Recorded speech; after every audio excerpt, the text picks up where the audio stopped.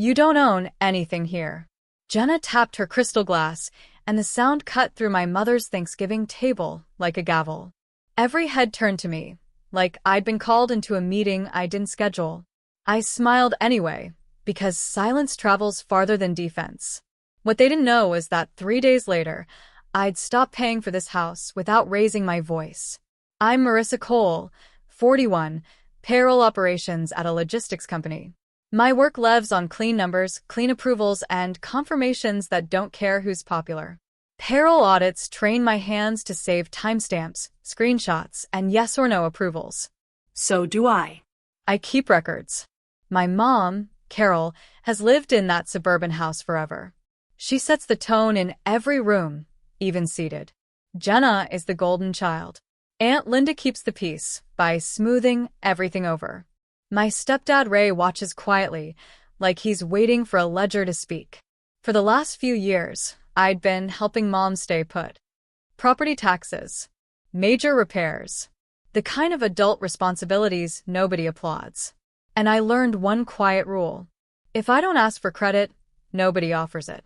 One Sunday in early fall, I arrived first. The house smelled like lemon cleaner and Mom's cinnamon candle. I set my tote on the counter and started peeling potatoes because the sink was already full. Jenna swept in 20 minutes later with a bakery box and a scarf that looked expensive without trying. Mom's face softened instantly. "Oh, good," Mom said, kissing Jenna's cheek. "You're hosting again this year. I knew you would." "Of course," Jenna said, smiling like she'd earned it. No one looked at my hands. No one noticed the trash I'd already taken out. Ray came in carrying sparkling water and paused when he saw me working. He opened his mouth like he might say something. Mom filled the space before he could. "Marissa, since you're here, can you grab the folding chairs from the basement?" I wiped my hands and went. Downstairs, the light switch clicked twice before it caught. I hauled the chairs up, and by the time I returned, Jenna was photographing pie for her group chat. Mom smiled at her like Jenna baked it. From the living room, Linda said, "Jenna has such a gift for making things feel special." I kept moving because moving is what I do when the credit goes elsewhere. A few weeks later, Mom called on a weekday night. I was still in work clothes, laptop open, payroll running. Her voice went sweet. "Marissa, the county website is acting up again.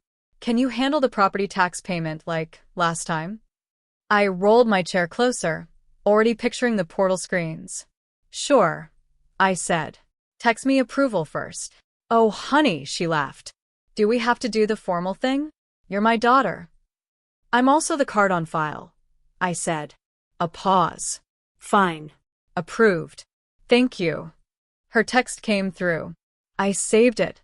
I paid the bill, downloaded the receipt, forwarded it to Mom, and filed it under a folder named House.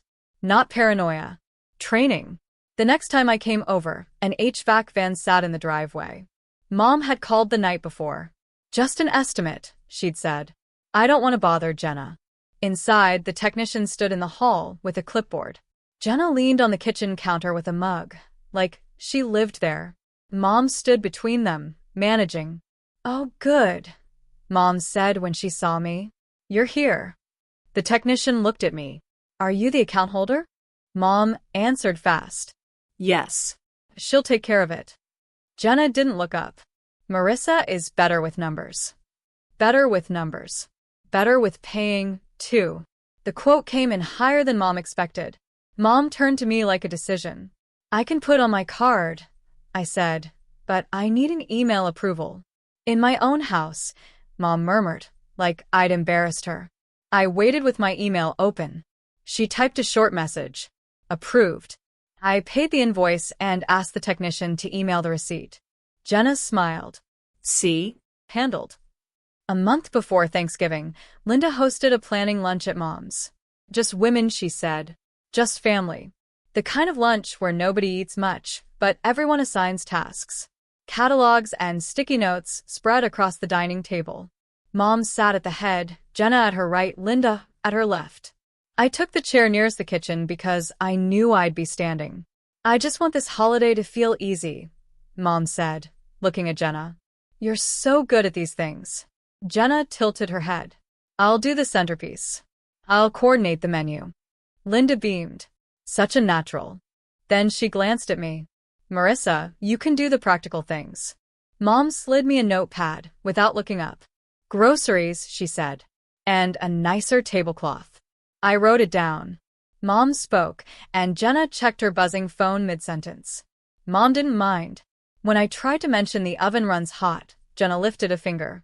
It's handled, she said, still facing Mom. Linda chuckled. Let your sister shine today. I kept writing. 2 weeks before Thanksgiving, I stopped by after work with paper goods.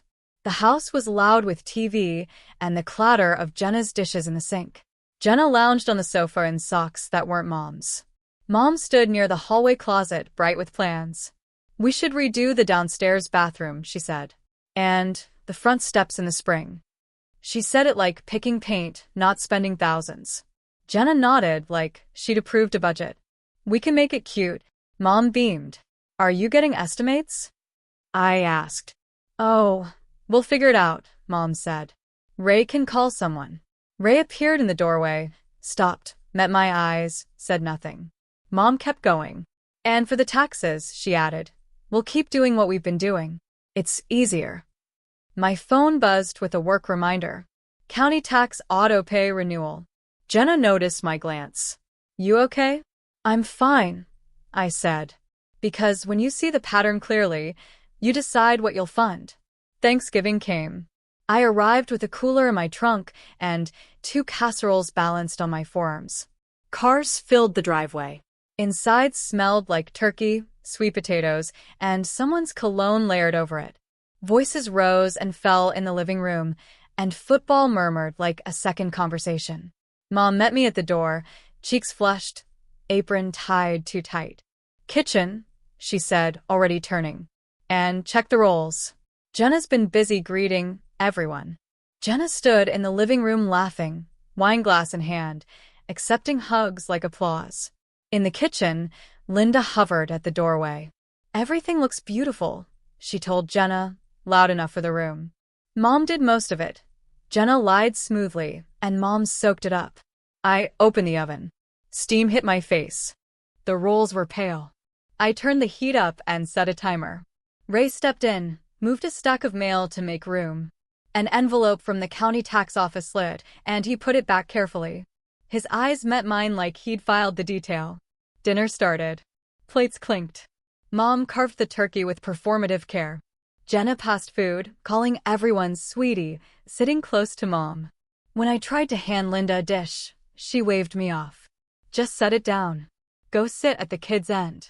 It's easier. So I sat at the far corner where the light is dimmer and the talk stays small. Mom leaned toward Jenna as if Jenna's opinion weighed more. Someone asked who made the green bean casserole. Jenna lifted her glass. We all pitched in. Mom nodded, satisfied. A cousin thanked Jenna for bringing everyone together. Jenna accepted it with a gracious smile. Halfway through, Mom called down the table. Marissa, run to the store for ice. We're low. Mid-meal. People looked up, then away. Jenna didn't move. Linda gave me a sympathetic face without standing. I set my napkin down and stood. Sure, I said. Outside, cold air hit my cheeks. Gravel crunched under my shoes. In my car, I held the steering wheel for one full breath before starting the engine. Not emotion. Inventory. When I returned, conversation had moved on. My plate had been shifted slightly, like my absence was an inconvenience. I poured the ice, sat back down, and said nothing. Dessert came out. Mom refilled drinks, glasses clinking. Then Jenna stood for a toast. I just want to say, she began, and the room quieted the way it always does for her. She glanced at Mom. Mom, thank you for letting us gather here. This house is such a blessing. Mom looked proud. Jenna turned to the room. And thank you for respecting this home, she continued, because it's not easy to maintain. Nods. Murmurs. Then she looked straight at me. And just as a reminder, we all know this is Mom's house. Her smile sharpened. You don't own anything here. Silence. The ceiling fan kept turning like nothing happened. Someone cleared their throat and stopped halfway through it. Jenna's glass hovered, waiting for me to break. A fork paused. My cousin's eyes dropped. Linda's mouth opened, then closed. Mom didn't correct her. Mom watched me, chin lifted, waiting for a scene. Ray's hand tightened around his water glass. I folded my napkin neatly. Then I turned my phone screen face down on my thigh. My one small action. Jenna held her glass a beat longer, enjoying it. Then people clinked and laughed too loudly. After dessert, everyone drifted to the living room. I stood at the sink washing dishes because routine keeps a room calm. Mom came in behind me. "You didn't have to take that so personally," she said low. "I didn't," I said. She reached for a dish towel, then stopped. Her eyes moved over the counter. "You know," she said, softer, "we'll just keep using your card like last time." The words hung there, neat and undeniable, like a receipt. Then she corrected fast. "I mean, you can help when you want. If you want." I turned just enough to look at her. "Like last time," I repeated. Mom's mouth tightened. Jenna walked in, catching the end. "What are we talking about?" she asked. "Nothing," Mom said. "Marissa is just sensitive." Ray appeared in the doorway holding a trash bag, watching all three of us. I nodded once. "That's a good note," I said, and kept rinsing. Later, coats came out. Mom cornered me near the entryway. "You've been acting like you're owed something," she said. "I'm owed what I've paid," I answered. Jenna stepped closer, playful on the surface. "No one asked you to do all that," she said. Mom didn't look at Jenna. "Exactly," Mom said. "You chose it." "I did," I said.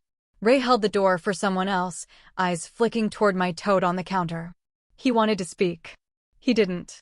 That night, I opened my laptop. Step 1 is always a clue. Mom had handed me one. In the morning, coffee on the table, I pulled up the county tax portal. AutoPay still had my card stored. I didn't remove it yet. First, I took a screenshot of payment history. Dates. Amounts. Confirmation numbers. My name on every line. I saved it to house. At work, approvals moved across my screen in clean chains of responsibility. It reminded me how simple accountability is when charm doesn't count. That evening, I searched my email archive for Mom. The HVAC approval came up. Short. Approved. I saved it as a PDF. 2 days later, Mom texted a group message with me and Jenna.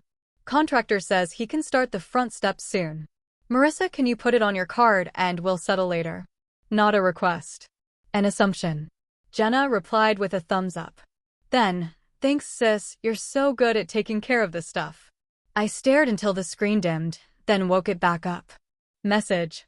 Steak. Expectation. After dinner, when my kitchen was clean, I replied with one word. Noted.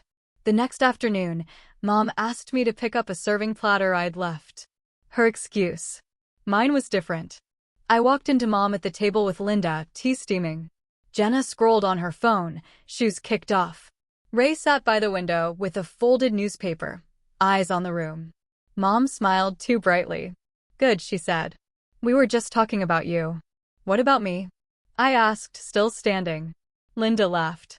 "Carol was saying you've been so helpful." Mom nodded. "We appreciate what you do." Then her face shifted to business. "And the front steps," she said, "we need to move quickly. The contractor is waiting." I pulled out my phone. Not to text. Not to scroll. To show one thing. My payment log screenshot. I angled it so Mom could see. Dates. Amounts. Confirmations. My name. Mom's eyes narrowed. Linda leaned forward. Jenna finally looked up. The room went careful. Mom pressed her lips together. "I don't know what you want me to say," she said. "I want you to see it," I said. Linda started, "Families don't keep score." "I work in payroll," I said. "Score is my job." Jenna's voice sharpened. "You're doing this now?" "I'm not paying for more work on a house I don't own anything in," I said. "This is my home," Mom snapped. Ray's newspaper cracked softly as he shifted. No one spoke. I let the silence hold. Then I moved to step 3. "I already wrote the terms," I said, tapping my phone. "What terms?" Mom demanded. I sent the email while standing there. To Mom. To Jenna. Subject line, payments. Mom's phone buzzed on the table. Jenna's buzzed in her hand. Linda leaned in, trying to read screens that weren't hers. Ray's eyes lifted. Mom opened it. No further payments from my accounts without a signed reimbursement plan. No contractor authorizations tied to my phone number. Any existing auto pay removed today. Mom's face flushed. You can't do that. I can, I said. Jenna scoffed. This is so petty. It's structured, I said. Linda tried quickly. Carol, maybe just sign something. Mom shot her a look.